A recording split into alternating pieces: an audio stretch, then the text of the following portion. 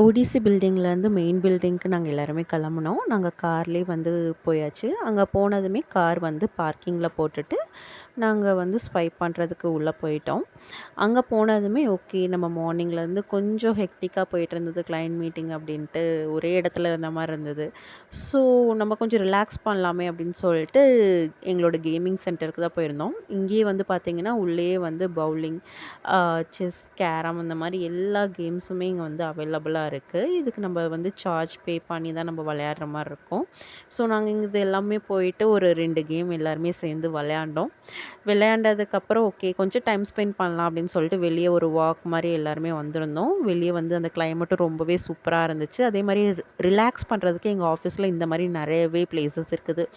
என்னதான் ஒரு work pressure, ஒரு ஹெக்டிக்கான ஒரு ஷெட்யூல், ஒரு டிஃபிகல்ட்டான டாஸ்க் இந்த மாரி ரொட்டீன் லைஃப் இருந்தாலும், எங்களுக்குன்னு சில் பண்றதுக்கு இந்த மாரி ஒரு ஸ்பாட்ஸும் வந்து ஆஃபீஸ்க்குள்ளயே இருக்கறனால தான் எங்களால மேனேஜ் பண்ண முடியுது கண்டிப்பா.